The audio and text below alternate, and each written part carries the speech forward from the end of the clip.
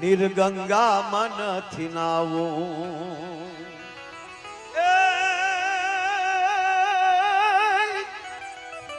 અનમતી હાજે ઓલી નમણી વિજોગણના ઉના ઉના હુડાથી નાવું રે ઘડવૈયા મારે ઠાકોરજી નથી થાવું ઘડવૈયા મારે ઠાકોરજી નથી થાવું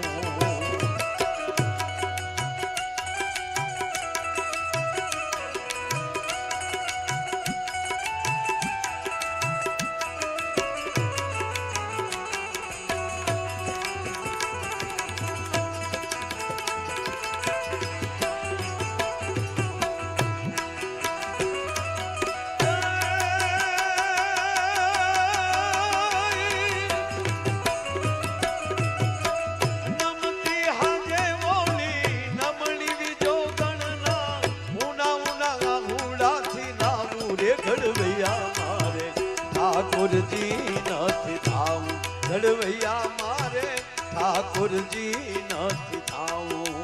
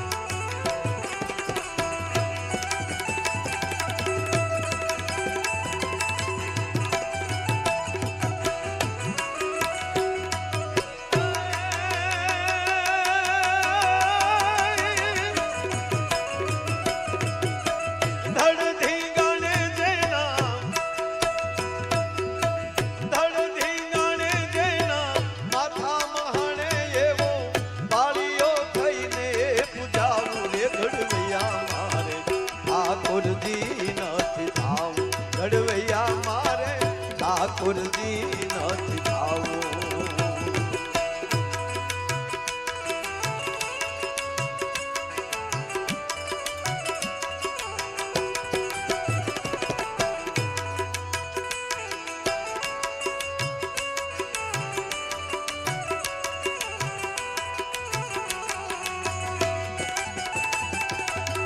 પણ એ આજે પૂરો થયો હતો આજે એનો સંકલ્પ પણ આજે પૂરો થયો હતો અને આ મંદિર માટે ક્યારેક ક્યારેક સાહેબ વિચાર એવો આવે કે સરદાર વલ્લભભાઈ પટેલ 1947માં આઝાદી મળી અને 1950માં વિદાય લીધી સરખું 2 વર્ષ એણે રાજ સત્તા ભોગવી તો વિચાર એવો આવે કે મહાપુરુષ 10 વર્ષ જો સત્તા ભોગવી હોત તો આજુબાજુના દેશના જે દબાણ છે ને કેદુના નીકળી ગયા હોત મારો કહેવાનો સોરી છે સારી વ્યક્તિ આ સરદાર અને સોમનાથના સાનિધ્યમાં બાપુ આવીએ ત્યારે 2 મહાપુરુષને ભગવાન સોમનાથના દર્શન પહેલા 2 વ્યક્તિના દર્શન થાય એક તો સરદાર વલ્લભભાઈ પટેલના અને બીજા હમીરજી ગોહિલના જેણે સોમનાથ માટે પોતાનું મસ્તક આપ્યું હતું સાહેબ એક નાની વાત કહી મારે તમને હસાવવા છે આનંદ કરાવો છે પણ અહીંયા જે વ્યક્તિઓએ જે પોતાનું સમર્પણ આપ્યા છે ધર્મ માટે અને યુવાનોમાં આપણે બધા જોવાનું એ છે કે આ વર્ષોથી આની વાતો ચાલી આવે આવો ફરીવાર આપણામાં બીજો કોણ થાય એના વિચારો કેમ આપણામાં આવે આ ગાયે શું કામ આવ્યા આ વાતો શું કામ કરીએ કે એમાંથી કંઈક પ્રેરણા લઈએ એકલું એના નામ ઉપર કેટલું ચાલવું એ વ્યક્તિઓ અડીખમ જો પોતાની રીતે અને સરદાર વલ્લભભાઈ પટેલ વિદાય લે અને એના રૂમમાંથી એક સાહેબ ખાલી ટિફિન અને એનું 150 રૂપિયા નીકળે બેરિસ્ટર ભણેલો માણસ અને ઈ જ્યારે આમાં રાષ્ટ્ર માટે નીકળી જાય અને અખંડ ભારતના સપના એ સાકાર કરે તો મને એવું લાગે છે કે સરદારના જે ચીલે સરદાર ચાલ્યા ઈ ચીલે જો તમામ નેતાઓ क्या होगा अब नंदिनी और देव के साथ। આપ્યો છે 500 વર્ષનો જૂનો પ્રશ્ન આપણો પડ્યો હતો કે કોઈ ભગવાન રાઘવેન્દ્ર સરકારની ભૂમિમાં એના જન્મભૂમિમાં એ ઢાસો કોઈ હટાવી નહોતું શક્યું અને આવનારી 6 ડિસેમ્બરે આજે 1 ડિસેમ્બર અને 6 ડિસેમ્બરે સાહેબ 1992 આ દેશના કાર સેવકોએ જઈને એ ઢાસો પાડ્યો હતો અને થોડા દિવસ પહેલા જ 2024 માં મંદિર બન્યું અને થોડાક દિવસ પહેલા આપણા યશસ્વી વડાપ્રધાને એ જ અયોધ્યા રામ મંદિરની ધજા ચડાવી. તમે કલ્પના તો કરો સાહેબ. અને સાહેબ અમને ગૌરવ એ છે કે જે ધજાદંડ બન્યો અમદાવાદમાં, બધાય ધજાદંડ બધા અમદાવાદ બન્યા, નાના મોટા બધા મુખ્ય ધજાદંડ થી લઈને બધું. અને એ ધજાદંડને જ્યારે અમદાવાદથી અયોધ્યા મોકલવાના હતા, રવાના કરવાના હતા, ત્યારે અમને કીર્તિદાનભાઈને યાદ કરી અમારા હાથે ધજાદંડની પૂજા કરાવવામાં આવી. સાહેબ આ અમારું ગૌરવ છે, અમને પોતાને ગૌરવ છે. હું ને કીર્તિદાનભાઈ બે ગયા ને ધજાદંડની જે પૂજા કરી આખી. અને માણસ મારું કહેવાનું 2 વર્ષ સત્તા કરે, સત્તા ઉપર રહે અને આજે 182 મીટરનું એમનું સ્ટેચ્યુ ઓફ યુનિટી માં નર્મદાના ખોળામાં મૂકવું પડે. આવા જે કાર્ય કરે ને સાહેબ, એ માણસને માણસો યાદ કરે. સાહેબ કાયલ હવાનો દાખલો લઈ લે. આપણું ઉનાથી થોડાક તમે ઉત્તર દિશામાં જાઓ એટલે ગીરગઢડાથી થોડાક ઉગમણા જાઓ એટલે દોણેશ્વર મહાદેવ. એ દોણેશ્વર મહાદેવનું નાનું એવું નેહડું બાજુમાં. એ નેહડાના એક ઝૂંપડામાં બરોબર બપોરનો ટાઈમ છે. એક બાજુ ભગવાન સૂર્યનારાયણનો તાપ તપે છે અને એક બાજુ સુલાનો અગ્નિનો તાપ લાગે છે. એ ઝૂંપડામાં બેઠી બેઠી માં છે એ રોટલા કરે છે. એક રોટલો તાવડીમાં છે, બીજો રોટલો પીંડો એમ કહેવાય કે હજી હાથમાં છે. અને એવે ટાણે એનો 7 વર્ષનો દીકરો, એક હાથમાં કટાર છે અને 7 વર્ષના બાળકને જે આંખમાં ક્રોધ આવે એ રૂપક કેવું થાય કે નાના હાપના કણાને કોઈ પૂંછડી ઉપર પગ દીધો હોય અને જેવી રીતે સાપોલિયું છે એમ કહેવાય ફૂફાડો મારે, એવી રીતે 7 વર્ષનો દીકરો હાથમાં કટાર અને પોતાની માની દાઢી આમ પકડીને એટલું કીધું, માએ આમ છોકરા સામું જોયું તા તો તપેલ ત્રાંબા જેવી આંખું થઈ ગયેલી દીકરાની. દીકરા,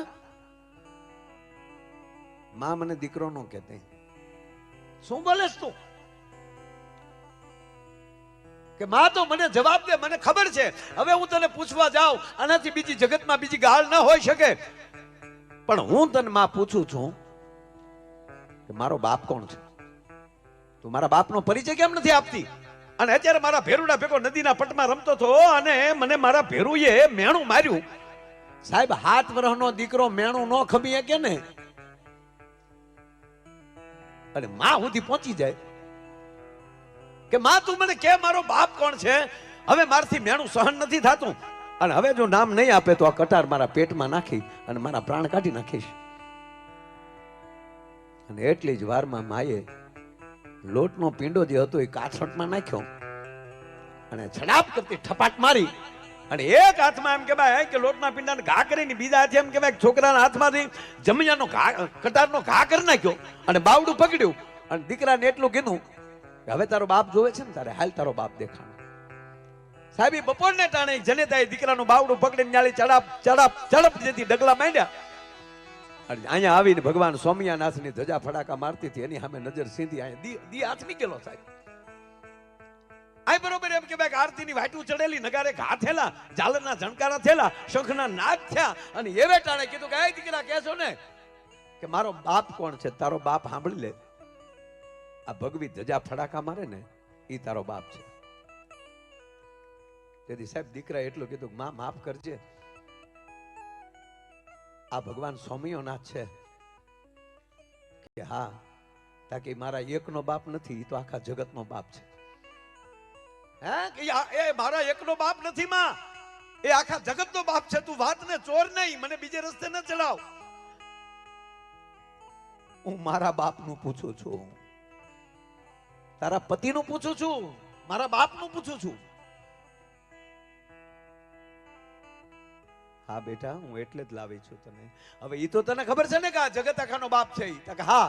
તક તો સાંભળી લે બેટા, ઈ જગત આખાના બાપને જેદી લીલા માથાની જરૂર પડી હતી ને, ઈ આ જગત આખાના બાપ હાટું પોતાનું માથું મૂકીને હાલતો થયો ને. આ હમીરજી ગોહિલ તારો બાપ છે, જો આ પાળ્યો રહ્યો એનો. આ તો બેટા બાપને છેડે કેડો, ઈ કેડે દીકરો ન વયો જાય, અને તું તો મારા બુઢાપાની લાકડી છો, અને તું મારથી દૂર ન વયો જા, અને બાપને કેડે વયો ન જા, એટલે મેં તારા બાપનું નામ છુપાવ્યું હતું. બાકી હાલ હવે તારા બાપને પાળીએ, આપણે બે દર્શન કરીએ. અને સાહેબ કહેવા ગયો કે પાળિયાની માથેલી તેદી બાઈ છે એ પોતાના ઓઢણાથી આમ કહેવાય ધૂળ ખખેરતી હતી, અને પાળિયાને અડીની બાઈના એટલા બધા આહુડા, કારણ કે ઘણા વર્ષે આવી પાળિયા પાસે દીકરાને મોટો કરવો તો વેગડા ભીલને નેહડે રહેતી હતી. અને સાહેબ 18 વરણે આમાં બલિદાન આપ્યા છે. આયા હમીરજીનું ટેચ્યુ જોઈને એની અંદર અનેક પાળિયા છે. એ પાળિયા એવા છે કે એમાં 18 વરણના પાળિયા છે. એ પાળિયાને વંદન કરતા કરતા સાહેબ એ બાઈની આંખમાંથી એટલા બધા આહુડા પડ્યા કે પોતાના આહુડાથી પાળિયાને અભિષેક થઈ ગયો સાહેબ, આહુડાનો. અને કવિદાદને લખવું પડ્યું સાહેબ. આપણો આ ધરતીના કવિદાદ, આ હિરણ નદીને કાંઠે રહેનારો આપણો કવિ પદ્મશ્રી કવિદાદ બાપુ એ લખે છે,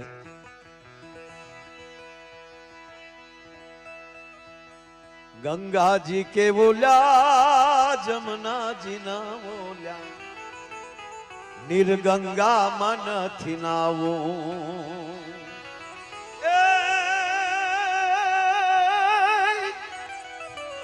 નમતી હાજે ઓલી નમણી વિજોગણના, ઉના ઉના હુડાથી નાવું રે ઘડવૈયા મારે, ઠાકોરજી નથી થાવું ઘડવૈયા મારે, ઠાકોરજી નથી થાવું.